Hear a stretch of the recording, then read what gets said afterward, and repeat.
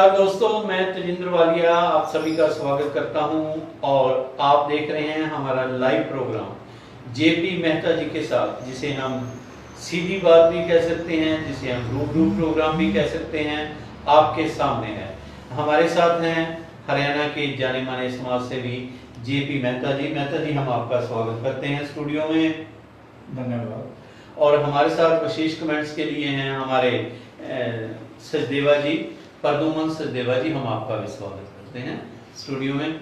मेहता जी, सबसे पहले कि आज एक खुली किताब की तरह हम आपसे बातचीत करेंगे और आप भी बिल्कुल खुले मन से, खुले दिल से हमारे सवालों के जवाब देंगे, ऐसा मैं चाहता हूँ। बिल्कुल। मेहता जी, थोड़ा सा लाउड बोले, थोड़ा ऊंची बोलेंगे, हमारे दर्शकों तक भी आवाज जाए। मेहता जी, सबसे पहले मैं ये पूछना चाहता हूँ कि आपकी लाइफ जो शुरू हुई, आपका जन्म कहाँ हुआ? मेरा जन्म हिंदुस्तान में हुआ। आज वो पोर्शन जो है पाकिस्तान में बंटवारे के बाद डिस्ट्रिक्ट गुरदासपुर था जी, और वो आधा डिस्ट्रिक्ट तो आ गया है इंडिया में, लेकिन जिस जहाँ मेरा जन्म हुआ वो पाकिस्तान में चला गया। आपका जन्म उस वक्त के हिंदुस्तान में और हाँ आज के पाकिस्तान में, ऐसा आपका कहना है। बहुत बड़ी बात है। मेहता जी, कौन से सन में आपका जन्म हुआ? मैं 11 मई 1944 में। 11 मई 1944 को आपका जन्म हुआ। तो मेहता जी, हिंदुस्तान में आप आए, कुछ याद है आपको, कुछ छोटी मोटी घटनाएं, या आप छोटे थे कब? नहीं, मुझे इतना तो था कि मुझे कुछ थोड़ी सी चीजें याद आती है कि जो आती बार जब हम आए तो कैसे लोग, लेकिन हम किसी मुश्किल में नहीं आए। बस थी जिस बस में हम आए जी, लेकिन हमारे साथ कोई ऐसी घटना नहीं हुई जिसको मैं कह सकूं कि वो शर्मनाक थी। मेहता जी, उसके बाद आप हिंदुस्तान आ गए। हिंदुस्तान में आके आप सबसे पहले कहाँ ठहरे, कहाँ पे आपका आशियाना कहाँ बनाया? अमृतसर में यहाँ रहा। सबसे पहले हुसैनपुरा में, अमृतसर में आए। हुसैनपुरा अमृतसर में आए। वहाँ से फिर आपकी स्टडी वगैरह कहाँ शुरू हुई? मैंने 6वीं जमात तक वहाँ पढ़ा और उसके बाद क्योंकि फादर साहब की सर्विस अम्बाला में है जी, उस समय पंजाब रोडवेज, बाद में हरियाणा रोडवेज बना जी, तो इसकी वजह से हम यहाँ शिफ्ट कर गए। ठीक है। यहाँ आके आपने स्टडी वगैरह कैसे शुरू की? किस मुश्किल हालातों में आप स्कूल जाना शुरू हुए? मैं आर्या स्कूल जो उस समय का फेमस स्कूल था, यहाँ मेरा एडमिशन से पहले टेस्ट के बाद ही मुझे एडमिशन दी गई और हायर सेकेंडरी तक मैंने अम्बाला के इस आर्या स्कूल में पढ़ा। आर्या स्कूल के आप स्टूडेंट रहे। हमारे व्यूअर्स की जानकारी के लिए, आर्या स्कूल जो अम्बाला में स्थापित है और 1895 में इसका नींव पत्थर लाला लाजपत राय जी ने रखा था। उस स्कूल का बहुत मशहूर स्कूल था। मेहता जी, कोई स्कूल की कोई वाकया आपको याद हो, कोई इंस्टांस जो हमारे व्यूअर्स के साथ शेयर करना चाहेंगे? देखिए जी, पहली चीज है कि कभी भी स्कूल में कभी इलेक्शन नहीं होते थे। अच्छा। ये पहली बार थी कि जब आर्या स्कूल में इलेक्शन हुआ और मेरे अनिल वशिष्ठ जो था मेरे अपोजिट प्रेसिडेंट के लिए खड़ा हुआ था और मुझे तो ये भी नहीं पता था। मैंने तो बोर्डों में लोगों ने नाम लिख दिया वेट फॉर जोगिंदर और मैं बहुत भारी मतों से उस इलेक्शन को जीता। स्कूल में कभी इलेक्शन नहीं होते लेकिन ये पहली बार हुए इलेक्शन। तो कुछ याद है, आप कौन सी क्लास में थे स्कूल में? मैं उस समय जब हुआ था तो उस समय हम 10th क्लास में थे। फर्स्ट हमारा बैच जो था हायर सेकेंडरी का बैच था जी, रात उस समय शुरू तो, और एक्चुअली इलेक्शन जब हम 11वीं कक्षा में थे उस समय हुआ। मेहता जी, चलो ये तो आप पहुंचते पहुंचते 11वीं कक्षा तक पहुंचे। अगर हम छोटी क्लासों की बात करें, जैसे पहली, दूसरी, तीसरी या 5वीं तक, कोई टीचर आपको याद हो, कोई इंस्टांस याद हो, तो स्कूल की पढ़ाई कैसी थी आज की पढ़ाई में और उस समय की पढ़ाई में? आप कोई डिफरेंस बताएंगे? देखिए कि आर्या स्कूल उस समय one of the top school था, जॉइंट पंजाब था उस समय जी। प्रिंसिपल सत्यास्वरूप इंग्लिश के हुआ करते थे, उनका अपना ही स्टाइल था। इवन जो यहाँ के एमएलए बाद में हुए शिव प्रसाद जी, वो भी मेरे टीचर थे। अच्छा। आज जो डीजीएम बाद में बने उसके इलाहाबाद बैंक के यंग मैन थे, पंजाबी के टीचर हमारे रविंद्र नाथ टंडन जी थे। अच्छा। उन टीचरों को मैं कभी नहीं भूल पाऊंगा। इवन मास्टर हरिराम जी थे जो बाद में प्रिंसिपल बने जी, वो मैथ के one of the top teacher थे। और उस समय की ही बात है कि 8वीं का एग्ज़ाम जब हुआ हमारा जी तो 73% मार्क्स में मैं डिस्ट्रिक्ट में आया। आज का तो 73% मार्क्स तो सारे ले लेते जी। हैं, और उस समय पढ़ाई इस तरह की होती थी कि बिल्कुल फेयर कंपटीशन होता था। आज की तरह रट्टे लगाना या ट्यूशन का सिस्टम कोई नहीं हुआ करता था, ये डिफरेंस था। नहीं, बहुत अच्छी बात है। सचदेवा जी, स्कूल की कोई बात आप पूछेंगे मेहता जी से? जैसा कि अभी मेहता जी ने, मैं सबसे पहले तो दीप एक्सप्रेस न्यूज़ के स्टूडियो में श्री जोगिंदर पाल मेहता जी का, जो हमारे सेक्टर 9 के वेलफेयर एसोसिएशन के चुनाव में जिन्होंने प्रशासक के तौर पे भी हमारा चुनाव करवाया, आज दीप एक्सप्रेस न्यूज़ के स्टूडियो में वो आए हैं। मैं अपनी तरफ से भी है उनका बहुत बहुत स्वागत करता हूँ। जैसा कि उन्होंने अभी बताया अपने स्कूलिंग के दौरान कि पहली बार विद्यार्थियों के जो है स्टूडेंट एसोसिएशन के चुनाव हुए जैसे, और उन्होंने उसके अंदर हिस्सा लिया और वो प्रधान चुने गए। तो ये बहुत ही एक अच्छी उस समय की जो इन्होंने अपनी वो बताई है। इसके अलावा जैसा कि वालिया जी आपने पूछा उनसे कि 10वीं 11वीं की बात है, तो स्टार्टिंग में इनिशियल क्योंकि बहुत ही संघर्ष के बाद, जैसे इन्होंने बताया कि जहाँ पे इनका जन्म हुआ था वो स्थान वर्तमान में वो पाकिस्तान में है, और उन परिस्थितियों के अंदर फिर 47 के अंदर जब ये पार्टीशन हुआ तो मात्र जो है 3 साल की जैसे इनकी आयु उस समय रही है। तो यहाँ आके इमीडिएटली स्कूलिंग जैसे इनकी स्टार्ट हुई होगी। तो मैं मेहता जी से पूछना चाहूँगा कि वो क्या संघर्ष के कोई ऐसे दौर स्कूल टाइम के दौरान आपको ऐसा कोई संघर्ष का अपनी लाइफ के अंदर विद्यार्थी जीवन का कोई संघर्ष याद आता हो तो कृपया वो भी शेयर करें। मैं ये बताना चाहता हूँ कि हम जब वहाँ पीवीएम स्कूल में अमृतसर, क्योंकि स्टार्टिंग वहाँ से हुई थी मेरी education, PVM school Lawrence road famous school था, लेकिन हम पैदल जाया करते थे। बिल्कुल उस समय कोई साइकिल का कुछ बंद नहीं था।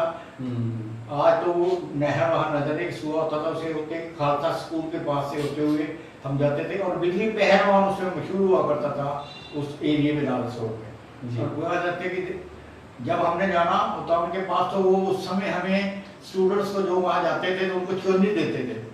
अच्छा। याद करने की बात है, कोई चोनी नहीं, उस चोनी से हमने मिठाई की दुकान, उसको कहते थे चूरा, मिठाई की मशहूर थी, तो हमें चोनी में इतना दे देते थे। ये चीज हमें याद रहेगी सारी उम्र। जो मशहूर बिजली पहलवान थे वहाँ के, वो बच्चों को इतना खर्च करते थे। उन्होंने मार्क्स पूछने, जब बताने अच्छे मार्क्स हैं तो उन्होंने चोनी देनी, और हम जाके बकायदा वहाँ हलवाई की दुकान थी जिसमें से वो हर चीज़ों का चूरा देते थे। जितनी टूट जाती है ना जैसे चूरा पूरा, और वो हमें आज तक याद है कि वो बड़े चाव से हम साथ खाया करते। ये तो मेहता जी ने बात की बचपन की, चूरा बुरा, जैसे 25 पैसे में, 25 पैसे तो बहुत ज्यादा होते थे। कहना आसान है, हमारे समय में तो हम तो मेहता जी से बहुत छोटे हैं। अगर हम अपने टाइम की बात करें तो उस वक्त तो 10 पैसे होते थे। मेहता जी खुश नसीब रहे कि इनको 25 पैसे उस समय मिलते थे। चलो मेहता जी ये तो नहीं बात। और मुझे पता लगा, जैसे हमने पता किया आपके फ्रेंड सर्कल से, आपके घर से या इधर उधर से भी हमने पता किया कि मेहता जी आप शुरू से बड़े शरारती रहे हो, चुलबुले रहे हो स्कूल लेवल में। स्कूल में आप हर एक कोई भी टीम हो, चाहे हॉकी की थी, चाहे आपकी क्रिकेट की टीम थी, जो पता लगा उस समय क्रिकेट भी पॉपुलर था। बड़ी पॉपुलर क्रिकेट की टीम हुआ करती थी उस समय के। हजारे और ये जितने जो वर्ल्ड लेवल की टीम थी उस समय, और स्कूलों में खेला जाती थी। और देखे जैसे स्कूल में 11 प्लेयर होते हैं जी, आप में से क्रिकेट के, हाँ जी, यकीन मानिए 8 प्लेयर तो मेरे से अच्छे थे, लेकिन कप्तान उन्होंने मुझे बनाया, पता नहीं क्या वजह थी, क्योंकि मैं स्कूल में लीडर भी था। और इसी वजह से नहीं, वो तो पता लग गया। आपने कहा कि मुझे प्रेसिडेंट, आप प्रेसिडेंट बन गए, पॉलिटिशियन तो कोई ऐसी बात थी ना। अगर 8 बच्चे आपसे अच्छे खेलते थे तो आप ही कह रहे हो गुण था आप में कोई। मेरा कहने का मतलब है कि ये उन्होंने खुद कह के, और जो टीचर थे हमारे क्रिकेट टीम के, उनको यही था कि हाँ जी ये पक्का डिसिप्लिन उस समय भी हम था। अच्छा, उनको सारा मैंने इसलिए ऑनेस्टली कहा, हाँ जी, कि मैं कहता हूँ गेम में मैं मानता था कि मेरे से उनकी गेम अच्छी है या उनकी टेक्निक अच्छा था, लेकिन एक डिफेंसिव मैनेजमेंट का शुरू से मुझे शौक रहा था जी, शायद इसी वजह से उन्होंने मुझे वाली जी एक बार मेरे को याद आ गई जी कि मेहता जी ने बताया कि मेरे को 8 प्लेयर मेरे से अच्छे थे 11 में से जी। और मेरे को कैप्टन बना दिया गया। तो मेरे को भी एक ध्यान आ गया कि एक बार गांव में हमारे ना रामलीला हुआ करती थी जी। तो एक व्यक्ति हमारे ना रोज आके ना वो रामलीला लगने नहीं दिया करता था। अच्छा। तो हमने सबने बैठ के सोचा कि बड़ी भारी समस्या खड़ी होगी कि ये तो हमें रामलीला लगाने नहीं देगा स्टेज वगैरह। तो सबने तय किया, कहते यार एक काम करो, इसकी ड्यूटी लगा दो सिक्योरिटी में, इसके हाथ में पकड़ा दो लाठ जी। और एक तो ये खुद नहीं बोलेगा और कुछ दूसरे को बोलने नहीं देगा। तो उसको हमने चौधरी बढ़ा दिया बड़ा। तो मेहता जी कहीं ऐसा तो नहीं है कि कैप्टन आपको इसलिए बना दिया गया था कि सबको साथ लेके चले फिर हम? मैं बिल्कुल आपसे एग्री करता हूँ, ये वन ऑफ द रीजन यही था। बहुत बड़ी बात है क्योंकि मुझे प्रमोट था वो साथियों, मैंने कई बार कहा उनसे, हाँ जी। जैसे चड्डा जो एक था वो बड़ा अच्छा बॉलर था और आज भी यहाँ एक पीएनबी में है, उसको दादी दादी कहते थे। उस जैसी बॉलिंग किसने क्या कर दी थी पता नहीं लगता था, एक्टिव वो थ्रो करता था लेकिन उसका थ्रो का पता नहीं लगता था। जी। चलो, जैसा मेहता जी ने कहा कि जैसे क्रिकेट आज पॉपुलर है, उस वक्त भी मेहता जी के समय में भी, ये मेहता जी कौन से सन की बातें होंगी? 50 से 55 और 60 के 60 की बात है, 60 की 1960 के करीब की बात है। आपने कहा कि +1 करने के बाद मेहता जी, तो उसके बाद एकदम आपका लाइफ में जो चेंज आया, तो एयरफोर्स में आपने एकदम कैसे ज्वाइन कर लिया? ऐसे है जी, मैं बताता हूँ थोड़ा लाउड। हाँ, ये है कि एनडीए उस समय होता था, यूपीएससी के लिए एग्जामिनेशन होता था जी। तो एनडीए में मैं और मेरा दोस्त जो है ये गए और कद मेरा है 5 फुट 2.5 इंच और हिप टू हिप जो मेरी हाइट है कम, पता था नहीं, मैंने अपनी चाय समझ फाइटर पायलट के लिए भर दी जी। और आखिर में 26 एनडीए मुझे अभी तक भी याद है जो मैंने इंटरव्यू देने गया था बैच में जी। और मुझे सिलेक्शन होते वाली मेडिकल निकाल दिया गया कि you are unfit because brake लगाने पड़ते हैं पायलट को और यू आर और आपके पाँव नहीं पहुंचेंगे। बिल्कुल। मैं तो जी वैसे 5 फुट 2.5 इंच आपकी आप ही ने हाइट बताई, तो आपको कार या वो चलाने में जैसे गियर नहीं मैं ये कहना चाहता हूँ कि जो पायलट्स के लिए है मिनिमम जो हिप टू हील हाइट जो है वो 39 होनी चाहिए। वो आपकी कम थी? मेरी कम थी, 37 के हाफ के लगभग थी जी। और वो मेरे लिए बड़ा झटका था। तो मैंने as a technician Indian Air Force में हिम्मत नहीं हारी आपने? तो मैंने उसको ज्वाइन कर लिया as a FME flight mechanic engine. बहुत बढ़िया। और ये उस समय जॉइंट पंजाब था जी। और उसी के साथ ये लिंक हो जाती है बात। हम 5 बंदे यहाँ से गए थे जी। और उस समय आज भी ट्रेसिंग में सबसे ज्यादा माना जाता है। वो सबसे अच्छे समझते हैं, अंग्रेजी हम सबसे ज्यादा जानते हैं, केरला के लोग। केरला के सब, केरला के। तो सिद्धार्थन जो मेरा कोलीग था उसने ये कहा कि पंजाबी जो है वो बेस्ट इन ट्रेड नहीं आ सकता। अच्छा। सबने कहा भी यार बड़ी इज्जत की, पढ़ाई में मैं काफी अच्छा था। तो मुझे ये कहा गया भी तू इसका चैलेंज एक्सेप्ट कर। तो यकीन मानिए वालिया साहब, तो मैंने उसका चैलेंज एक्सेप्ट किया और लाइट जो होती है हमारी बारिक्स में वो 10 बजे बंद हो जाती है। मैं रात के 1:30 बजे तक जाके स्पोर्ट्स ग्राउंड में जहाँ एक लाइट जला करती थी, 52 हफ्ते मैंने बड़ी मेहनत की, पैसे अपने साथ उठा के ले जाता था। और एक बार तो ये बात हुई कि वो थोड़ा जंगलिया एरिया था पार्क परेड वाला, तो ये क्या कहते हैं डीजल से बड़े सियार से बोलते हैं ना, तो यकीन मानो यही कुछ नहीं थी उस समय। तो डर के बारे में दौड़ा अपनी ब्रेसी उठा के, लेकिन वो जो पढ़ाई थी मेरे काम आई। मैं बेस्ट इन ट्रेड नहीं, मैं शायद पहला पंजाबी था जो बेस्ट ऑलराउंडर आया और शायद एक कारण था कि मैं डिस्ट्रिक्ट में सेलेक्ट हुआ क्योंकि मेरा पुराना रिकॉर्ड देख। और आज भी जो है सैनिक समाचार में वो फोटोस आई हुई है ट्रॉफी लेते हुए। बहुत बढ़िया। मेहता जी, ये तो आपने बताया अपनी एयरफोर्स के शुरू के दिनों के अंदर बहुत अच्छा रहा। और आपके समय में मेरे ख्याल आप एयरफोर्स में ही थे जब चाइना वार हुई या नहीं जी? मैं तो बिल्कुल एयरफोर्स के टाइम पे हुई है हमारी, बल्कि हमारा पहला 65 की लड़ाई हुई। मैं कहता हूँ कि पहला ऑपरेशन जो हमने देखा था वो गोवा ऑपरेशन देखा था। उस समय हम अंडर ट्रेनिंग थे जी। और चाइना का जो वार हुई है वो 62 में हुई है जी। तो 62 में ही हम पास आउट हुए थे और हमने थोड़ा सा रोल उसमें भी अदा हुआ क्योंकि 61 में मैं भर्ती हुआ था, सितंबर 61 में, और सितंबर 62 में पास आउट हुए थे। तो उस समय ये वार भी देखने के लिए, हालांकि उसके लिए कोई बड़ा एक्टिव पार्ट नहीं रहा, वो बाद के जो पार्ट पाकिस्तान के साथ वर्ल्ड में जो सॉरी लड़ाइयों में हमने 65 और 71 की लड़ाई। हाँ, पूरी एक्टिव उसके साथ जी। उसमें कोई वाकया, कोई इंस्टांस आपको याद है हमारे व्यूअर्स की जानकारी के लिए? बिल्कुल एक बड़ी बात है कि देखो इतना सीक्रेट होता है। जिस दिन हमने बांग्लादेश को टेक ओवर किया किसी को पता नहीं था। आई मीन से जो पैराड्रॉपिंग हुई थी जी। मैं फेयर चैट पैकेट में उस समय पापा मोहम्मद अपनी जहाज यहाँ से लेके चले गए थे आगरा से, क्योंकि आगरा जो था बॉम्बिंग रेंज में आ रहा था पाकिस्तान के। अच्छा। तो वहाँ लेके चले गए थे। तो all of a sudden evening को उन्होंने कहा कि 10 के 10 जहाज तैयार होने चाहिए। अलेक्जेंडर मेरा कुलीग था, उसने और मैंने डिसाइड किया कि जो फुल ग्राउंड होनी थी सिर्फ 2 बंदे असराई से देने के लिए, पावर चेक कहते हैं उसको ग्राउंड जी। जहाज ग्राउंड पे ही होता है, चाक लगे होते हैं, पार्किंग ब्रेक ऑन होती है, बट फुल पावर आप चेक कर सकते हैं। और मेरी ड्यूटी थी 9 से 12 जी। 9 से 12 उसके बाद अलेक्जेंडर तैयार करेगा। जब दरवाजा खोल के अंदर आया तो मैंने देखा कि अंदर तो पैराट्रूपर पर बैठे। तो I just sir wing commander Vaniya the first paratrooper नहीं था जिसको स्काई ड्राइवर कहते हैं जी। तो मैंने कहा सर इतने का तो उसने मुंह में कहा get and start the engine. Okay. और यकीन मानिए उसके बाद ऐसा वो कुछ पता ही नहीं था 10 के 10 जहाज तैयार कर लिए और सुबह चल गए और मुझे भूल गया कि अलेक्जेंडर को जाना।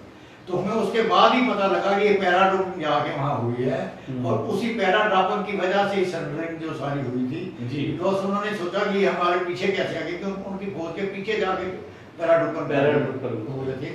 तो दैट्स व्हाई हमारी यूनिट का एक बहुत बड़ा रोल था पैराड्रोपर को ड्रॉप करने का, और जिससे हम वन ऑफ द रीजन हुआ कि हमने उनका 1 लाख के लगभग जो है सरेंडर कराया। बहुत बड़ी बात है। मेहता जी ने जैसे बताया केन के ट्रूप का बहुत बड़ा योगदान था। उस ट्रूप में हमारे अंबाला के मेहता जी भी थे। थोड़े से थोड़ा योगदान हम कहेंगे कि बहुत बड़ा योगदान मेहता जी का भी उसमें आपका भी रहा। हम आपका धन्यवाद करते हैं। और आप प्रदुमन जी इसके बारे में बात करेंगे? नहीं, जैसे मेहता जी ने अभी बताया कि जो 62 की जो लड़ाई थी 65 की में 62 में इन्होंने थोड़ा योगदान दिया क्योंकि इनकी ज्वाइनिंग हुई थी उन दिनों में 61 में। और 65 और 71 के अंदर जो है इन्होंने जिस प्रकार के अभी अपने संस्मरण जो है बताए हैं, शेयर किए हैं व्यूअर्स के साथ। और मैं निश्चित तौर पे जो है अपनी तरफ से जो है मेहता जी को सैल्यूट करूंगा कि इन्होंने देश की सेवा की है। कैसे ये अंबाला के अंदर एक हमारे लिए गर्व का विषय है कि हमारे ही आरएस स्कूल से पढ़कर कोई विद्यार्थी और अच्छा ब्रिलियंट था जो स्पोर्ट्स के अंदर भी हिस्सा लेता था और उसके बाद उसने एयरफोर्स के अंदर जाकर इस प्रकार इस देश की सेवा की है। तो मैं जो है ऐसी महान हस्ती को सल्यूट करता हूँ।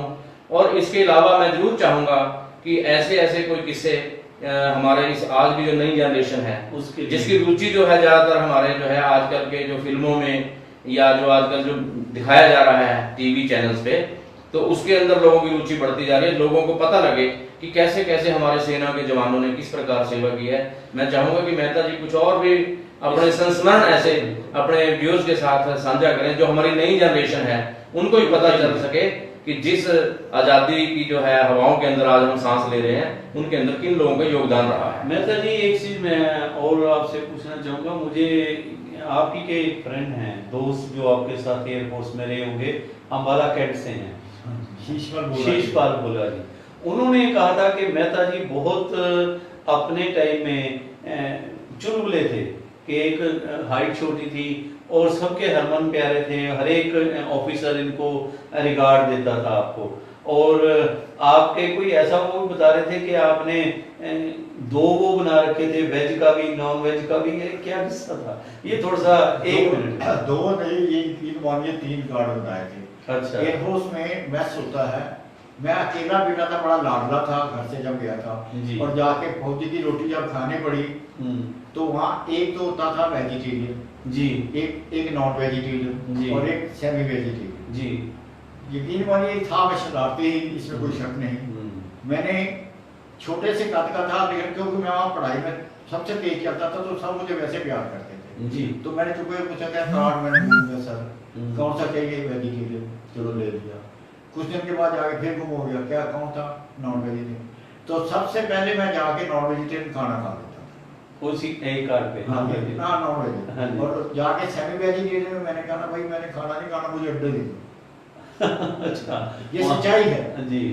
और उसके बाद तीसरे क्लास में चले जाना, मंगा के रखना, मेरा दूध ही दे दो। तो दिस वाज यानी कि इससे बड़ी शरारत क्या हो सकती थी कि ये चीज हमने कितने साल लगाई जी। और दूसरी एक और इसमें तमाशे वाली बात जो हुई थी शरारत वाली, हेयर कट में बड़ी लंबी लाइन लगती थी जी।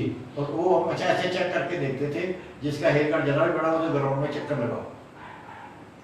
तो वहां जाके सिर्फ नाम लिखना होता था जी। पैसे वो बाद में लेते थे। तो वहाँ मेरे साथ एक सरदार भी हुआ करते गुजराती थे, आरजे गुसारी उनका नाम था जी। तो हम उनका नाम लिख के आ गए। और जब वो पैसे लेने आ रहे थे उससे कहता तो सरदार के पास चले जाते, तो वो कहते भाई, वो कहता मैं सरदार कहाँ से हो गया। लेकिन कई बार ये ऐसी शरारतें याद करें तो क्या क्या होता है। एक बार मैंने वैसे ही कह दिया कि आज की इवनिंग एक्टिविटी नहीं है, दैट वाज नॉट इंस्ट्रक्टर, वो सारी के सारी इंटेक ही जो है बुक आउट करके चली गई। तो ये तो सब चलता रहता था। लेकिन एक बार है पढ़ाई में और किसी चीज में मैंने कभी कमी नहीं रखी। जैसे मैंने बताया कि रात के 1:30 बजे तक का वो करना। बहुत बढ़िया मेहता जी बहुत से व्यूअर्स ये प्रोग्राम देख रहे हैं, आपको नमस्कार कह रहे हैं, कोई आपको बहुत बढ़िया कह रहा है, वेरी नाइस लिख रहे हैं, रीना सिंगला जी, सतीश सूद जी, प्रदीप खोसला जी, सुभाष बंसल जी, दलजीत सांद्रा जी, राजेश चोपड़ा जी और बहुत से लोग आपको प्यार भरी नमस्कार कह रहे हैं। और मैं अपने व्यूअर्स से कहूँगा कि जैसे जैसे अगर आप मेहता जी से भी कुछ पूछना चाहें तो आप अपना हमें भेज सकते हैं। जैसे आप नमस्कार कर रहे हो, वेरी नाइस, या कोई कमेंट्स दे रहे हो, आप अपना सवाल भी मेहता जी से पूछ सकते हैं। मेहता जी इसके साथ साथ 1977 का एक वाकया आप ही के किसी पुराने दोस्त ने हमें बताया कि एयर मार्शल हुआ करते थे चिटनेस, उनके वो बताएंगे आपको क्या अवार्ड मिला था? मैं ये बताना चाहता हूँ कि मैंने हायर सेकेंडरी गया था और मैंने पूरी लाइफ स्टडी करता रहा। उसके बीच में एयरफोर्स में हमें काफी टाइम मिलता है। तो 70 से एक national monitoring council of India का एग्जाम होता है जी, वो मैं जो दिया तो ऑल इंडिया में 3rd आया, तो मुझे ब्रॉन्ज मेडल मिला। और उसके लिए मिनिस्टर जो वहाँ थे कर्नाटका के लिए, होटल वुडलैंड बेंगलोर में फंक्शन हुआ था। और क्योंकि एयरफोर्स के बंदे को मेडल मिला था फर्स्ट टाइम से, तो उस समय एयर मास्टर चिटनेस जी जो थे वो की नोट एड्रेस के लिए आए थे। बहुत बढ़िया। तो दैट वाज 1977। और दूसरा जो अपने टाइम की बात है कि पढ़ाई मैंने जो की, मैं बताया कि मैं सिर्फ हायर सेकेंडरी गया था। तो गोरखपुर यूनिवर्सिटी जब मैं विजिलेंस मैनेजमेंट की ज्वाइनिंग के लिए गया तो मुझे एडमिशन नहीं दे रहे थे। कहते नहीं आप ये तो रेगुलर है, इवनिंग क्लासेस आप कैसे आएंगे जी। तो मैंने कहा कि ऐसी बात है, हमारे ड्यूटी जो होती है नॉर्मल ड्यूटी 7:30 to 1:30 होती है, उसके भी मैं ज्वाइन कर सकता हूँ। तो वहाँ मैंने बिजनेस मैनेजमेंट किया। पंजाब यूनिवर्सिटी जो है इतनी अच्छी यूनिवर्सिटी है कि फौजियों को प्राइवेट अलाउ करती है जी। वो कहते हैं भी आप सिर्फ दाखिला दो और एग्जाम दे दो। तो मैं हायर सेकेंडरी से लेके पोस्ट ग्रेजुएशन जो है पंजाब यूनिवर्सिटी से जो की, पंजाब यूनिवर्सिटी चंडीगढ़ जी, तो वो मैंने पॉलिटिकल साइंस में पोस्ट ग्रेजुएशन किया। बहुत बढ़िया। और शायद जब मेरी सिलेक्शन में ये पॉलिटिकल साइंस का बड़ा असर था कि जो चेयरमैन साहब थे, जब उन्होंने क्वालिफिकेशन पूछी तो मैंने कहा जी टूटा सा सब्जेक्ट है उसमें की, वो कहते कृष्णमूर्ति हुड्डा चेयरमैन थे, 7 IAS अफसर थे। तो उसने कहा कौन कहता टूटा सा सब्जेक्ट है, मैं भी पॉलिटिकल साइंस में हूँ। क्योंकि मैंने ये मेहता जी आप मेरे ख्याल आगे निकल गए हैं, हम बात अभी एयरफोर्स की कर रहे हैं। अच्छा एयरफोर्स तक की। एयरफोर्स में आप मैंने ये जो किया ना, जो ग्रेजुएशन, हाँ जी और ये स्टडी सारी एयरफोर्स में की थी। यही पूछ रहे थे, एयरफोर्स में ही आपने रहते हुए ये स्टडी की। और आपकी मैरिज कब हुई? मेरी मैरिज जो है वो 9 मार्च 1969 में 69 में नीलम मेहता के साथ। 2 बार लड़ने के बाद तीसरी मेन आपने 1962 की लड़ाई और 65 की लड़ाई होने के बाद 69 जो अभी तक लड़ रहे हैं 69 की, जिसे हम जिंदगी की सबसे बड़ी जीत या वो कहते हैं, 69 में आपकी शादी हुई। तो कैसे संबंध कैसी चल रही है? शायद मेरे से ज्यादा लकी शायद ही कोई हो। बहुत बड़ी बात है, यहाँ आप आ गए। हाँ जी जी। मेरी पत्नी, क्योंकि मैं हर जगह जाता बच्चों को उसने इस तरह की एजुकेशन के तरीके से, जैसे उसे, हालांकि वो इतनी ज़्यादा मतलब पोस्ट ग्रेजुएट नहीं है, लेकिन बच्चों का ख्याल उसने रखा। और मैं तो दूसरी एक्टिविटी में लगा रहा, जैसे एयरफोर्स की काम थे जी। मैं उसके बाद जब मैं आया तो उसमें मेरे बच्चे भी पढ़ ही रहे थे जी। तो कहने का मतलब ये है कि बेटे को बच्चों को ऐसे दिया कि बेटा जो है इंजीनियरिंग में टॉप किया था, कैंपस सिलेक्शन में चला गया और आज भी USA के सिटीजन्स हैं। दूसरे बच्चे जो है वो भी अपने अपने तो आपका ये कहना है कि आप एयरफोर्स में लगे, पीछे घरवाली ने पूरे बच्चों का, परिवार का, आपका सभी का ख्याल रख के बहुत बढ़िया वो अपने हिसाब से परिवार चलाया उन्होंने। बहुत एक भारतीय नारी के संस्कार उन्होंने दिखाए और परिवार को एक पढ़ा लिखा परिवार, उसमें हम आगे बात करेंगे। मेहता जी, उसके बाद एयरफोर्स से आप रिटायर कब? मैं 30 नवंबर 1982 में, क्योंकि मैंने क्वालिफिकेशन काफ़ी बना ली थी तो मैंने डिस्चार्ज जो वॉलंटियर ले लिया, क्योंकि पेंशन भी उस एज में मैंने अर्न कर दी थी। मैं 38 ईयर्स के और 4 मंथ था जी। तो मैंने वहाँ से डिस्चार्ज लेने के बाद, हमें डिस्चार्ज जो होता है साल पहले मिल जाता है जब हमारी ड्यू डेट से पहले जी। तो इन्हीं ड्यू पीरियड में हम कहीं भी जॉब के लिए अप्लाई कर सकते हैं। जी सर। और उसके लिए मैंने कुछ जगह अप्लाई किया, जिसमें एक हरियाणा इकोनॉमिकल वीकर सेक्शन था, डिस्ट्रिक्ट मैनेजर की पोस्ट थी। 4 अक्टूबर 1982 में मैं यहाँ पहुँचा। 16 अक्टूबर 1982 को मेरी इंटरव्यू हुई और 21 अक्टूबर 1982 को मुझे डिस्ट्रिक्ट मैनेजर की पोस्ट। आपका ये कहना है कि एयरफोर्स से रिटायर होते ही आपको कई सर्विसेज, कई जगह आपने अप्लाई किया था, आपको कई जगह नौकरियां मिली, लेकिन आपने मैंने एक ही जगह इंटरव्यू दी, इंटरव्यू एक ही जगह दी और पहले उसी ही के लिए आप सिलेक्शन मिस रहे। आप थोड़ा खुल के बताएंगे कि कौन से महकमे में आपकी अपॉइंटमेंट हुई, और आप जो हुड्डा जी का जिक्र कर रहे थे कोई शायद वो बताएंगे क्या क्या बात थी, पोल साइंस की जो आप बात कर रहे थे, क्योंकि इसी बीच हमारे पास सतीश सूद जी हैं, राजेश जी हैं, रीना जी हैं, सुधीर शर्मा जी हैं, रविंदर कुमार जी हैं, दलजीत जी हैं, प्रदीप जी हैं, बहुत से हमारे पास मैसेज आपके लिए आ रहे हैं, नमस्कार कह रहे हैं। हम आपका भी, सभी का, अपने दर्शकों का स्वागत करते हैं। मेहता जी से फिर बातचीत। हाँ जी। ऐसे है जी, मैंने अगस्त 1982 में ही ये डिस्ट्रिक्ट मैनेजर की पोस्ट के लिए इंडियन एक्सप्रेस में, मैं उस समय ग्वालियर में था, तो इंडियन एक्सप्रेस में बकायदा एडवर्टाइजमेंट हुई कि 13 डिस्ट्रिक्ट मैनेजर्स आर रिक्वायर्ड। उस समय इसका नाम था Haryana economically weaker section Kalyan Nigam under the social welfare department जी। तो मैंने वहीं से अप्लाई कर दिया था अपने थ्रू प्रॉपर चैनल जी। तो यहाँ आके, और तहसीलदार के लिए भी मैंने किया था, मतलब इस तरह जो पोस्ट है। तो यहाँ जब हरियाणा इकोनॉमिकल वीकर सेकंड कल्याण निगम वालों के पास मेरा इंटरव्यू के लिए लेटर ही नहीं आया जी। अच्छा। तो मैं वहाँ जाके पता करने लगा भाई हाँ जी क्यों नहीं आया। तो उन्होंने पूछा कि what are you in air force, तो मैंने कहा जी वांटर सर। तो कहने वी आर नॉट कॉल्ड वांटर sir, we are called only the commission officers. Okay. जो कमीशन हाँ, तो वांटर sir is a warranted rank. जी। तो मैंने उनको उस समय सीधा सा पूछा, have you called the ranks और have you called the qualified people. Okay. State में I asked mister Tasnimwal was IAS managing director that time. जी। तो he was just thinking, because उस समय अंग्रेजी वगैरह जरा अच्छी बोल देते थे। तो he looked at, okay what was your speciality in Air Force. Then I said sir I am a post graduate from Punjab University, I am a business management from the Gorakhpur University and I am the best allrounder of Indian Air Force. जी। Plus national political council वर्ष सब paper वगैरह जितने थे हाँ जी। तो मैंने रख दिए। तो मुझे इंटरव्यू लेटर दे दिया गया। जैसे 16 को इंटरव्यू थी, 9 तारीख को मुझे इंटरव्यू लेटर बाई हैंड। ये सोच के भी इतने आए हुए हैं इनको, तो एक ये भी निकल जाए क्या फर्क पड़ता है। हाँ जी।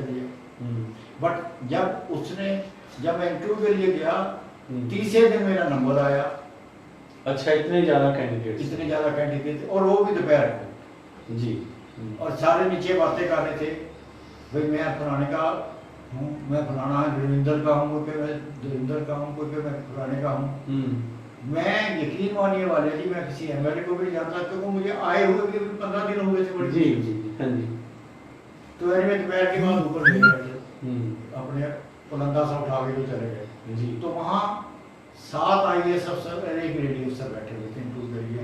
और हुड्डा साहब की जो बात है, कृष्णमूर्ति हुड्डा की बात करता हूँ मैं जी, जो बाद में लेबर मिनिस्टर थे, और वो उस समय चेयरमैन थे हरियाणा इकोनॉमिक जो हमारे महकमा आपका। तो मैंने देखा 1.5 मिनट के 2 मिनट के लिए बाद सबको निकाले जा रहे थे, मैं भी अपना बंदा सर गया। तो thank God the mister Tarsemlal the managing director जिसके साथ मेरी बहस हुई थी वो बैठे थे। he was the managing director, he was one of the member. 7 आदमी से जी। और मेरा ख्याल जूरी मेंबर थे वो। सिद्धेवा जी बैठे हुए हैं क्योंकि इसे चीफ अकाउंट ऑफिसर, ये उन अफसरों को कुछ ना कुछ जान।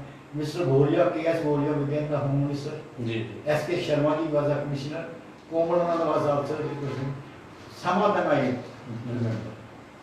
तो मुझे तरसेम लाल जी ने एक क्वेश्चन पूछा, मिस्टर मेहता, अरे the other day you were talking about some trophy, you were telling about some trophy. Where is have you brought? I said, sir, that trophy was very big. I could not bring, but I have got the Sainik Samachar. Where this is my photograph receiving this trophy of Western. So then Mrs. Komal and IAS officers are very sharp. Ji. That was a 21-year-old photo almost, more than 20-year-old photo. Ji. She said, you are JP Mehta? I said, yes, madam, I am JP Mehta. But it is written AC1 Mehta. Not Okay. AC Mehta, not AC1. अच्छा, उसमें AC Mehta लिखा था। No, AC1. Because I had got one rank extra. Otherwise, he passed out as A craftsman. That AC1 में A craftsman first class I passed. So AC1 because. So then I said, madam, actually this AC is not. This is a AC1 A craftsman first class. That's what I passed. That is just a question. Then she said, how old are you? By that time व्यक्ति I was thinking मुझे select तो करना कोई नहीं, यहाँ सब स्वार्थी आदमी बैठे हुए हैं। जी। ये सच्चाई है। तो I became bold, why not to answer? Then I said, madam. She said, how old are you? I said, madam, we are called defense में jawans. The age never matters what we have. That was really my answer, which normally I thought कि कोई बात नहीं, जो होगा देखा जाएगा। She said, no, it's a field job. That's why I'm asking you. I said, madam, I'm a man of battlefield and 9 medal and my credit. So field job will not hamper us at all. Then see, it was economically second name इसका जो था ना, economical vehicle second. आपको से जैसा पता होगा ये definition. तो कहने लगे, no, I'm going to say, how will you identify the economically weaker section of the people? I said, madam, there is no dearth of economical people in the Haryana. You go by the side of a Orissa, Bengal. no, not by the side of a tall building, झोंपड़ी are there. You go to the road, जहाँ छोटा सा bridge होता है वहाँ पे झोंपड़ियाँ बनी हुई हैं। जी। तो मैंने कहा you have to find out the poorest among the poor. So I just became the board, you know, just thinking this कि मेरा क्या काम है? यार यकीन मानिए कि आप सच बोलते रहे जो नहीं मैंने कहा कि वो नीचे जो बात कर रहे थे सारे, मैं सुरेंद्र का, मैं वरिंदर का, कोई कहे 1 लाख लगेगा, कोई लगा 2 लाख लगेगा। तो आई वाज रादर फ्रस्ट्रेटेड। तो मैंने इसलिए ये जवाब ये है दे देन वो सारी मेरी मैगजीन देखने लगे जिसमें सारी फोटो लगी थी। National political council of India का गवर्नमेंट उसमें मिली। I was a sergeant that time. उसमें बड़ी क्लियर जब वो कहती नहीं फोटो ले, मैंने कहा मैंने मैं सीरियस में उसमें वो बकायदा टाइटल लगाई है सारी चीज़ें। तो दे आर मच इम्प्रेस्ड। तो बड़ी टेबल के ऊपर फैल गई सारी चीज़ें। हालांकि 1.5 मिनट में निकाल रहे थे, मेरा ख्याल मैं I took about 7-8 minute for that. जी। तो मैं इकट्ठा करके बड़ी मेहनत से sir, I am sorry, I am taking your time. That time S.K. Sharma ji said it was pleasure to see mister Mehta and I just came out. I never knew what has happened. And that was the 16 October. चलो आपकी 21 अक्टूबर को there was appointment letter that बहुत बढ़िया, बहुत अच्छे कि मेहता जी ने जैसे थोड़ा टाइम लेके बताया कि किस तरह सच्चाई की जीत होती है, किस तरह विदाउट सिफारिश भी अगर आपके पास कैलिबर है, आपके पास हुनर है तो उसकी कदर पड़ती ही पड़ती है। वो मेहता जी ने बात की। मेहता जी आपने महिला विकास निगम ज्वाइन किया, उसमें भी आपने बहुत बढ़िया अपने हिसाब से कार्य किया। कोई एक आदि कोई खास बात उसमें जो आपको याद रही? ये एक्चुअली खास बात तो ये थी कि डिस्ट्रिक्ट लेवल के अफसर कभी होम डिस्ट्रिक्ट में पोस्टेड नहीं होते जी। तो यहाँ के डिस्ट्रिक्ट मैनेजर रामवीर थे और मैं डिस्ट्रिक्ट मैनेजर हेडक्वार्टर्स था जी। तो आजकल पॉलिटिकल चीज़ें होती हैं। जो स्टेनो थी उसको रामवीर जो डिस्ट्रिक्ट मैनेजर थे जी, उसने किसी जो जायज वजह से डांट दिया और इंसिडेंटली मैंने तो कहने के लिए मैं कह भी सकता हूँ कि वो साहब not in uniform. R.K. Dhawan ji was very close in the politics here, Indira Gandhi जो इंदिरा गांधी जी के कांग्रेस के R.K. धवन जिनके पत्ता नहीं हिलता था। बिल्कुल उनकी ये बस्ती नाम बाजार में उनके दूर की भांजी टेम्परेरी लगवाई गई थी सिफारिश से अपने दफ्तर में उस समय। तो डीएम ने किसी जायकेर से उसको डांट दिया होगा। इमीडिएटली ही वाज पोस्टेड टू नागौर। अच्छा, आर के दमन जी के इंटरव्यू से। अब वो जो मैं तो सही बोल दमन जी की रिलेटिव को यहाँ लग रही थी, डीएम ने डांट दिया, उसकी ट्रांसफर हो गई। उसकी और मुझे कहा कि आप चार्ज दीजिए जाके, ठीक है। हमारे मैंने आके यहाँ चार्ज लिया और कभी आज तक हुआ नहीं थी। एक चार्ज किया था Shri JP Mehta district manager headquarters takes over the release of Bala till further order जी। और Walia ji till further order 10.5 साल चला ना। मुझे किसी ने पूछा कि तुम यहाँ क्यों है। जब एक बार चेकिंग हुई, ये अगेन सचदेवा जी को बताएंगे जी कि डिस्ट्रिक्ट लेवल के अफसर कभी होम डिस्ट्रिक्ट में पोस्टिंग नहीं हो सकते। तो इससे पहले जब मुझे इस चीज़ का पता नहीं था, लेकिन बाद में मैंने कहा मैं तो टेम्परेरी आया हूँ, लेकिन मैंने किसी को कुछ नहीं कहा। मेरा शायद काम अच्छा था, ना तो यहाँ से अफसर्स ने कभी ना किसी बल्कि कुछ कहा। तो जब एक बार वैसे लेटर कोई अपने होम डिस्ट्रिक्ट में नहीं है तो मैं पकड़ा गया उसमें। मेरा मतलब 2 बंदे थे रिवाड़ी, तो मुझे बुलाया गया। मैं था जी आपकी बदली कहाँ कैसे हुई? तो मैंने कहा मेरी बदली कभी हुई नहीं। तो Veena Egerton ji was the physician of that time and वो कोई एमडी भी थी। तो वो कहने लगे मैं था जी क्यों झूठ बोलते हो, जब मैं आपकी एमडी थी आप तो भागे थे। तो मैंने कहा मैडम आप भी सही कह रहे हैं, लेकिन मेरी बदली कभी नहीं। कहती फिर झूठ बोल रहे हो। मैंने कहा जी क्या बात है? मैंने कहा जी मेरा एक ऑर्डर हुआ था तो मंगवाया। तो कहती 10.5 साल इस ऑर्डर पे बैठे थे। मैंने कहा जी मेरा घर था, मैं क्यों को मुझे भेज दो। मतलब महकमे की भी वो रही कि किसी को यही नहीं पता कि मैं था जी अपने होम डिस्ट्रिक्ट में। और उसके बाद देखो जी so good this department Haryana government का जो था, तो वो कहने लगे जो दफ्तर वाले होते हैं आपको पता एडीओ वो कहने लगे कि मेहता जी को नामदौर भेज देना, सॉरी रिवाड़ी भेज देता, रिवाड़ी वाले को ना भेज। तो वही बंदा और भी था। तो कहते नोबल नर्सन मेहता हो अभी सबसे नजदीकी डिस्ट्रिक्ट कौन सा है? वो कहने को क्षेत्र में था, कुरुक्षेत्र। मतलब मेरे ऊपर भगवान दयावान रहा। ऐसा रहा कि मेहता जी की बात से कि मेहता जी थोड़ा सा हमारे व्यूज कह रहे कि मेहता जी थोड़ा सा लाउड बोले, ऊंची बोले तो और अच्छा लगेगा। कि कई महकमे भी ऐसे हैं कि ऑर्डर करके भूल जाते हैं, या मेहता जी की किस्मत अच्छी थी या इनका कार्य बहुत अच्छा था, काम काज इनका बहुत अच्छा था, इसलिए ऑफिसर ने कोई ज्यादा इस ओर ध्यान नहीं दिया। नहीं तो होम डिस्ट्रिक्ट में मेहता जी बहुत बड़ी बात है।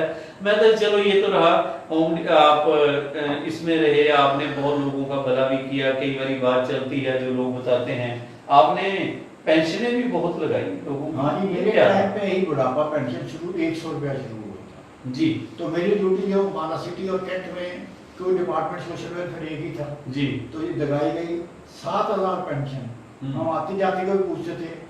Doctor JD Bakshi was district social welfare अफसर जी, जो यहाँ से करते थे। हमने मेरे वो अच्छे मित्र थे, स्कूटर पे जाना रास्ते में पूछना भाई तेरी पेंशन लगी है। तो जैसी था वे आपने लोगों का बहुत भला किया, जो भी आपको जेन्युइन लगा। हाँ, आप पीछे नहीं हटे। तो सचदेवा जी इसके बारे में मैं तो जैसे वालिया जी मेहता जी ने भी बताया कि किस प्रकार से जो है होम टाउन में, क्योंकि मैं खुद जो है जैसे हम गजटेड हो जाते हैं तो अपने होम टाउन में नहीं लगते, और हमने भी हमारा छोड़ा गजटेड बनने के बाद। तो उसके बाद ये आए, हेडक्वार्टर होने के बावजूद इनको फील्ड में रखा गया। तो ये इनकी योग्यता का एक ऐसा प्रमाण है जी। जैसे इन्होंने अपना इंटरव्यू के समय में जो बेबाकी के साथ, अपना सत्यता के साथ, और मैं तो आज ये संयोग की बात कहूंगा, जिस प्रकार इन्होंने मेहता जी ने सत्यता के साथ इंटरव्यू दिया और सेवा की, और आज भी सौभाग्य से सत्य के दर्पण इस दीप एक्सप्रेस न्यूज पे बैठ के रूबरू कार्यक्रम में शामिल हो रहे हैं। तो ये वालिया जी आपकी भी योग्यता है कि ऐसे योग्य व्यक्ति के साथ रूबरू जो है आप सारे व्यूअर्स को करवा। हमारे व्यूअर्स बहुत मेहता जी बहुत बीच में छुट रहे हैं। सुधीर शर्मा जी, रविंद्र कुमार जी, दिया शर्मा, सीमा सुखविंदर सिंह और 15-20 मैं नाम फटाफट धन्यवाद। सभी आपका प्रोग्राम देख रहे हैं। बहुत बढ़िया मेहता जी सत्य बोल रहे हैं, ये सत्य के दर्पण का प्रोग्राम है। इस तरह के मैसेज मेहता जी, और बहुत बढ़िया मैसेज आपके लिए लोग दे रहे हैं, आप हमारे व्यूज दे रहे हैं जिनके साथ ये चैनल चलता है। मेहता जी ये तो रही आपने लोगों की सेवा में की, बहुत काम किए। एक आपको चस्का था, हमारे व्यूज ने किसी ने पूछा है कि मेहता जी से कि करते तो रहे हो समाज सेवा, तो उनके अंदर ये कलाकारों वाला कीड़ा कहाँ से जाग गया? जी नाज़रीन फिल्म आर्टिस्ट हाँ यही पूछना के होगा बारे हम्म। जिसके बारे बिल्कुल आप भी उसमें साथ रहे। उस समय एक्चुअली मैं तो फौजी आदमी था, तो मुझे वो आके कहने लगे जी आप ज्वाइन कीजिए इसको एज ए चीफ एडवाइजर। जी मैंने कहा जी ना फौजी, हम तो वही गवर्नमेंट के बंदे, हम कर नहीं सकते। तो सरदार संतोष सिंह जी भी एक थे, रिटायर हुए पीएम, वो कहते नहीं वो भी साथ हैं। जी तो वो ज्वाइन किया।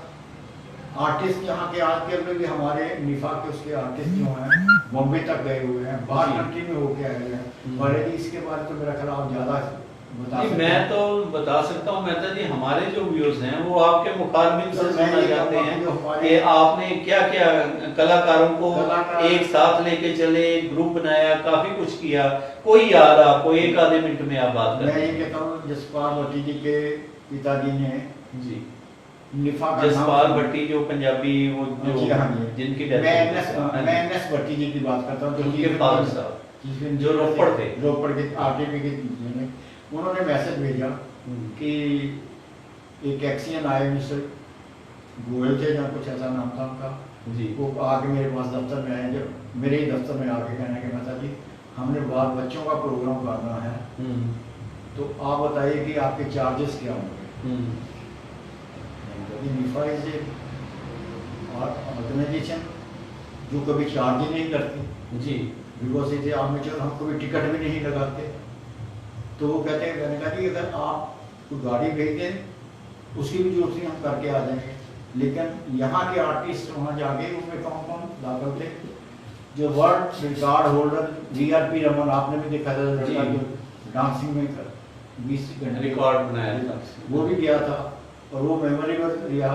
कई प्रोग्राम यहाँ हुए जो हमने चाहे बेर की एज में किए, रेड क्रॉस की एज में किए, ये गवर्नमेंट और आर्टिस्ट में से आपको भी पता है कि जो एक लड़की खन्ना की जो थी साया खान, वो आज वहाँ बड़े सॉन्ग कर रही है, और आर्टिस्ट भी हमारे गए हैं। और कई बंदे अपने आर्टिस्ट जो है बाहर रशिया ये प्रोग्राम वगैरह करके आए थे, और आज भी वो ग्रुप चल रहा है।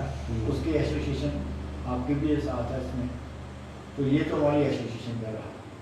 बाकी NGO की बात इसके है। साथ मेहता जी आप कई NGOs के साथ जुड़े हुए, राहत इंटरनेशनल एक ऐसी संस्था है जो कई कंट्रीज में जिसके हैं, जी। उसके भी आप चेयरमैन हो, तो एक मिनट में राहत इंटरनेशनल के बारे थोड़ा लाउड बोलकर बताएंगे। ऐसे राहत इंटरनेशनल बनाई गई थी, डिस्ट्रिक्ट अफसर सोशल वेलफेयर के थे, डॉक्टर बख्शी थे, मैं जी। थे, मित्रा जी थे। तो ये बनाई गई थी समाज सेवा के लिए, और ये एक ऐसी ऑर्गेनाइजेशन है जिसके पास FCR नंबर भी अलाट हुआ था, जो कि कभी अलाट बड़ी मुश्किल से होती है। फॉरेन की ग्रांट आप ले सकते हैं। फॉरेन की ग्रांट ले सकते हैं। और मैं आपको बताना चाहता हूँ उस नंबर के होते हुए भी हमने आज तक कभी फॉरेन ग्रांट नहीं मांगी। जी। और उसके लिए एक सोशल वर्क होता है, उसमें हमारे बहुत से समाज सेवी जुड़े हुए हैं, और मेरा ख्याल आपके आपको पता है वाइस प्रेसिडेंट है। जी जी, और राहत इंटरनेशनल एक ऐसी संस्था है, आप भी कोरोना वॉरियर्स में भी पूरा सहयोग जितना बन पाया, राहत इंटरनेशनल मेहता जी हम लोग मिलकर कर रहे हैं। अपने मुंह से आप हम अपनी बढ़ाई करते अच्छे नहीं लगते। सचदेवा जी, मेहता जी का बहुत बड़ा योगदान रहा है इसमें, हाँ। इसके बारे आप क्या कहेंगे? बिल्कुल, मेहता जी ने जैसे बताया कि राहत इंटरनेशनल एक संस्था के साथ इन्होंने समाज सेवा की, और वो नंबर होने के बावजूद भी जिसमें विदेशों से भी हाँ। ये दे सकते थे डोनेशन वगैरह और सहयोग, लेकिन फिर भी इन्होंने अपने हिंदुस्तान के लोगों के साथ के से सहयोग लेकर और उससे निरंतर ये सेवा कर रहे हैं। और मैं तो वालिया जी बल्कि जितना, क्योंकि हमारे चुनाव के दौरान जितना मैं समझ पाया हूँ, तो मेहता जी को मैंने भी इनको थोड़े से समय में करीब से थोड़ा सा देखने का मौका मिला। इनके अंदर एक अच्छी एक इंसानियत है, ये स्पष्टवादी हैं, सच्चे हैं, और जिस कार्य को करते हैं पूरी निष्ठा के साथ करते हैं। तभी यहाँ पे जिला रजिस्ट्रार कार्यालय द्वारा जो है इनको कितने चुनाव इन्होंने करवाए, और ऐसी ऐसी संस्थाओं के चुनाव कराए कि कितनी योग्यता के साथ करवाए। तो बहुत इनके एक्स वॉरियर एसोसिएशन है वालिया जी, वो हमारे सेक्टर में आए और हमारे यहाँ झंडा राष्ट्रीय ध्वज जो है वो फहरा कर गए। जैसे इन्होंने कहा इनका कद है 5 फुट 2 इंच। मैं वाले जी एक जरूर बताऊंगा जी। तो जिस दिन ये इनके साथ इनकी टीम के लोग आए, जो हमारे एयरफोर्स के लोग आए, वो 5-5 6-6 फुट के जो जवान जी कह सकता हूँ, मैं जवान ही कहूंगा, तो चाहे वो एक्स वॉरियर्स हैं, वो इनके साथ आए हमारे सेक्टर में। हमारे सेक्टर के अंदर उनके चरण पड़े तो इस 5 फुट के व्यक्ति ने 6-6 फुट के हमारे एक्स वॉरियर के साथ हमें रूबरू करवाया। बहुत बड़ी बात है। हमारे पास हमारे व्यूअर्स भी जुड़ते जा रहे हैं। हमारे सुरिंदर जी ये स्पेशल रोपड़ से हैं, सुरिंदर जी जो ये प्रोग्राम देख रहे हैं। हमारे बलविंदर सेरा जी एडवोकेट हैं जो ये मोहाली से प्रोग्राम देख रहे हैं। हमारे खोसला जी, प्रदीप खोसला जी हैं, विक्की जी हैं, सुखविंदर सिंह है और बहुत से हमारे व्यूअर्स अपना नाम और बेस्ट विशेस मेहता जी आपको दे रहे हैं जो ये प्रोग्राम देख रहे हैं। मेहता जी इसको हम आगे बात करें कि जैसे समाज सेवा हो गई, ये हो गया, आपने अपने परिवार के बारे में थोड़ी जानकारी दीजिए। आपके बच्चे, आपका एक बेटा है जो अमेरिका में सेट है, उसके बारे, उसके परिवार के बारे, अपने परिवार के बारे आप 1 मिनट में बताइए। मेरी 2 बेटियां और एक बेटा है। बेटा 1995 में इंजीनियरिंग में यहाँ टॉप करने के बाद कैंपस सिलेक्शन से ही जी हम गया था। उसके बाद वहाँ उसने मास्टर करी और अच्छा नाम हुआ। संदीप मेहता का नाम अभी भी चलता है। अगर किसी को अच्छी जॉब होती है, जरूरत होती है तो मेंशन करता है कि मैंने संदीप के नीचे काम किया हूँ जी। और गया था तो वो engineer, then he became the deputy director, then he became the director. Now he is a senior director of global sourcing.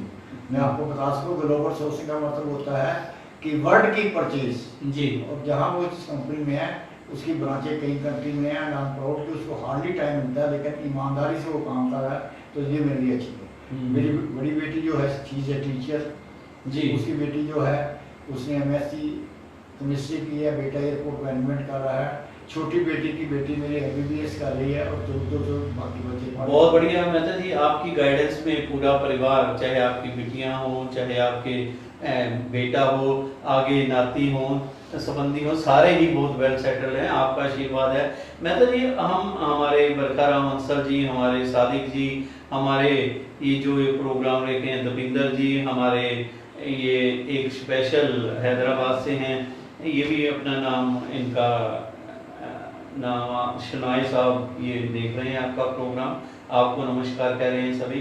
आपका भी कहते हैं बहुत बढ़िया आपके साथ लगे हुए हैं भाई साहब। एक चीज़ और, जैसे अभी इन्होंने बात किया रिटायरमेंट होने के बाद, नहीं आदमी कहता है यार मैं रिटायर हो गया 58 साल में, थक गया, क्या लेना है, घर में बैठ जाते हैं। लेकिन ज्यों कहते हैं आप रिटायरमेंट के बाद और तेजी से और बढ़िया मजबूती से कार्य कर रहे हो, और इस उम्र में भी आके रजिस्ट्रार जो हैं हरियाणा गवर्नमेंट के, आपकी काबिलियत को देखते हो मेहता जी। कई जगह आपको इलेक्शन इंचार्ज बनाया गया है, आपको रजिस्ट्रार की तरफ से सम्मानित भी किया गया है। एडमिनिस्ट्रेटर की जो पोस्ट होती है बहुत अहम पोस्ट होती है, क्योंकि मैं भी रहा हूँ एडमिनिस्ट्रेटर पंजाब में कई जगह। पंजाब की सबसे बड़ी ट्रांसपोर्ट जो है वो नंगल के अंदर है, जो मैं बात करूं जी। नंगल के अंदर हिमाचल, हरियाणा, पंजाब, बहुत वहाँ पे ट्रक यूनियन, सबसे बड़ी यूनियन उसका मैं एडमिनिस्ट्रेटर रहा हूँ, तब मुझे पता है कि एडमिनिस्ट्रेटर की पोस्ट क्या होती है। मेहता जी आप तो कई जगह रह चुके हो, ये क्या राज है कि गवर्नमेंट आप ही को ड्यूटी लगाती है? ऐसे भी जितने इलेक्शन जहाँ कहीं फेल हो गए, डिस्ट्रिक्ट अफसर लगाए, वो नहीं करा पाए, क्योंकि ये बिल्कुल भी मैं तो जानता हूँ ये चीज़। अच्छा, स्कूलों की मैनेजमेंट जो होती है जी, इसमें ग्रुप्स होते हैं। जितने पब्लिक स्कूल हैं जी, इनमें इतनी फीसें और इतनी फैसिलिटीज हैं, मेंबर्स जो चुने जाते हैं, अपनी मर्जी से टीचर लगा सकते हैं, अपनी मर्जी से खर्चे कर सकते हैं, तो हर एक इंटरेस्टेड रहता है कि हम इसमें चुने गए। तो 2 ग्रुप होते हैं। मैंने बिल्कुल न्यूट्रल होके और सख्त होके फौजी के तौर पे मैंने वो इलेक्शन कराए, और वो इलेक्शन बिल्कुल हुए जो कोई कितनी देर से करा नहीं सका। बहुत अच्छा। तो वो सिर्फ उसकी वजह से मुझे सबसे पहले तो सिलारिया या स्कूल है बैस बरादरी का, कई जगह वो कराया, फिर BKR जैन में कराया, SC जैन में कराया, लाइक दैट। अभी रिसेंटली एक बड़ा हॉट इलेक्शन आपने करवाया सेक्टर 9 का। हाँ जी, ये तो मैं पहले से भी ज़्यादा सख्ती कर रहा। उसमें कई दिक्कतें भी आई, कई परेशानी भी आई, कोई कुछ? हाँ जी बिल्कुल, जितने उनको सॉल्व कर लिया गया, क्योंकि प्रेशर बड़ी तरह के पड़े। कई लोग बड़ी शरारती भी थे, लेकिन उसके लिए बकायदा मैंने पुलिस भी बुला के रखी हुई थी कि कोई शरारत ना कर पाए, और बकायदा जो इलेक्शन लगाने के करने वाले स्टाफ लगता है जी, वो बिल्कुल अम्बाला से बाहर, और कोई सेक्टर 9 का नहीं लगाया। एक मेहता जी, चलो ये तो बढ़िया इलेक्शन हो गया। अब मेरे ख्याल 10 सेक्टर में भी आप ही को एडमिनिस्ट्रेटर लगाया गया। 10 सेक्टर और पालिका विहार भी आप ही हो एडमिनिस्ट्रेटर। हाँ। वहाँ की क्या लॉकडाउन की वजह से थोड़ा लॉकडाउन की वजह से डिले है, और जैसे ये होगा तो वो कर दिया। मेहता जी, ये तो हो गया चलो इलेक्शन की बात, बहुत अच्छी बात है। प्रदुमन जी, आपने भी देखा कि इलेक्शन मेहता जी ने बहुत। मेहता जी, एक चीज आपने कितनी एज होगी आपकी? मैं इस समय 76 हो गया और 77 स्टार्ट हो गया है। 11 11 मई को यहाँ से silver jubilee, golden jubilee, platinum jubilee आपने अभी मनाई है। मेहता जी, आपने बहुत उतार चढ़ाव जिंदगी में देखे होंगे अपने हिसाब से, आपने नेता भी बहुत देखे होंगे। कोई ऐसा नेता जो आपको याद रहे अच्छे कार्य के लिए अंबाला में, जिसने कोई ऐसे नेता ने बढ़िया कार्य किया, कोई ऐसा वाकया या कोई इंस्टांस बताना चाहेंगे आप? देखो कि मैं देखा है ना ये सारा, उसमें कोई और आपने 66 में हरियाणा बना, उसके बाद कोई ऐसा? विनोद शर्मा जी ने बड़े काम कराए हैं जी। अपने टाइम में। अपने हमारे एमएलए जो नहीं रहे, उनका शिव प्रसाद जी, ये इनकी सेवा भी ठीक ठीक से करने के लिए अपने टाइम सारे करते हैं। आपके हिसाब से कि खुल के नहीं बताएंगे, सभी ने अपने अपने हिसाब से की कि यहाँ पे आप भी पॉलिटिशियन वाली बात कर रहे हो? मैं ऐसे है कि मैं किसी पार्टी में बिलीव नहीं करता। मेरे मित्र बीजेपी में, मित्र क्या जानने वाले कांग्रेस में भी हैं, दूसरे में भी हैं। मैं हम तो कोई एक अच्छा पूछा ना, कोई माड़ा तो पूछा ही नहीं हमने। नहीं, चलो वो आपकी मर्जी है, कई बारी नहीं आपने तो बता दिए जो मैंने हाँ, तो नहीं, अच्छा बहुत- काम यहाँ आज के मैंने कहा जो नहीं, हमारे ठीक यहाँ किया का- आपने, बहुत बढ़िया। हमारे एमएलए असीम गोयल जी बहुत अच्छा काम कर रहे हैं। कोई एक कार्य उनका बताएंगे हमारे व्यूअर्स के लिए ये कि लॉकडाउन के टाइम पे जो हाँ। उनकी सेवा है, रोड सड़कें जो उन्होंने बना दी, ये पहले नहीं थी। जी। कमेटी के अच्छे काम वो करा रहे हैं। लॉकडाउन में जो ये प्रवासी मजदूरों की वो मदद कर रहे हैं, खुल के कर रहे हैं, ये एक अच्छा काम। इसके बारे में आप कुछ कहेंगे?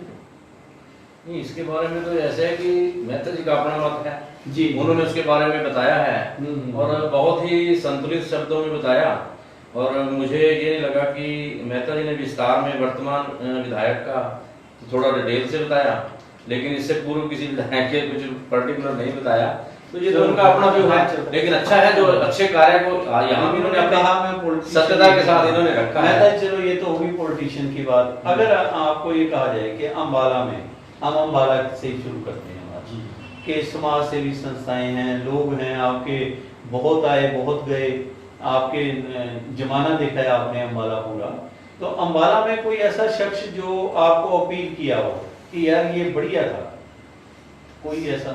मैं दलजीत सिंह पूनिया जी का नाम लेना चाहूँगा, मैं जसवीर चंद एडवोकेट का नाम लेना चाहूँगा इसके लिए जी। और आपका नाम भी लेना चाहूँगा, इसलिए नहीं कि आप मेरी इंटरव्यू ले रहे हैं जी। कि जिनके संपर्क में मैं आया हूँ जी, जिन्होंने काम किया, और मैं अब ये देख रहा हूँ फिर बात को दूसरी तरह लिया जाएगा।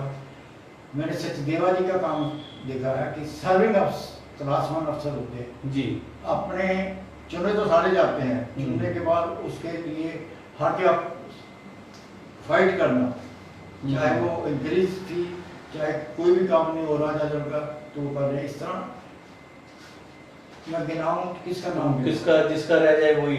एक मैं इसलिए पूछा था कि इसलिए नहीं कि हम अपने चैनल की कोई बात रखें या करें सर, मेन चीज ये है कि आपके रिलेशन, माना आपने मेरा नाम लिया, मुझे पता है मेहता जी आप स्वर्गीय कीर्ति प्रसाद जैन के बिल्कुल, वो तो चलते आप चलते साथ हैं। करतार सिंह टक्कर के भी क्लोज रहे, आप बहन वीना शिब्बर के भी क्लोज रहे, आप शिव प्रसाद जी के भी क्लोज रहे, आप सुमेर चंद भट्ट जी के भी क्लोज रहे, आप सुषमा स्वराज जी के भी क्लोज रहे जो मैंने देखा है, आप शैलजा जी के भी क्लोज रहे जो मुझे पता है, मैंने देखा है, जो आप एमएस गिल जी के भी क्लोज रहे, आप मेरे साथ कई चीफ जस्टिस साहब को भी मिलते रहे, बीके रॉय का नाम, उनमें से कोई ऐसा नाम जो एक ही नाम, आप लिब्रान साहब से भी मिले, कई बार मिले आप, कोई जो आपको अच्छा लगा?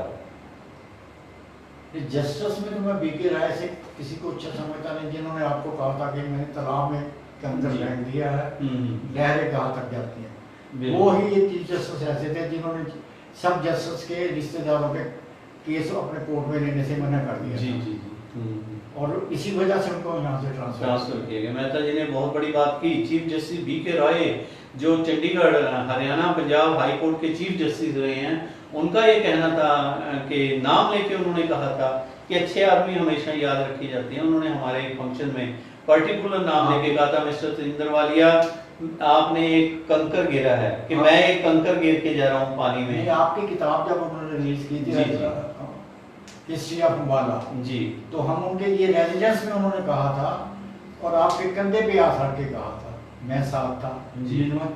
सांगला शांगला जो सेशन जज रहे हैं अम्बाला में ही जो रह रहे हैं, तो उन्होंने ये कहा था सरदार जी कहा था जी, उनका जी मैंने तालाब में एक कंकर फेंका, मैं देखता हूँ कि लहरें कहाँ तक जाती। मतलब यही था कि उस समय बड़ा कंट्रोवर्सी में चल रहे थे वो, क्योंकि 22 के 22 जज जो थे उन्होंने छुट्टी पे चले गए, स्ट्राइक कर दी थी। और आज भी सब मुझे कहने में कोई इतराज नहीं है कि वकील उसकी वकालत चल रही है जिसका कोई जज लगा हुआ है। चलो ये टॉपिक हम फिर रखेंगे, लेकिन BK रॉय जी आज स्वर्ग में हैं, उनके इलाज वो आर्मी हाई कोर्ट में जज हैं। अब हम आपसे इजाजत लेते हैं, धन्यवाद।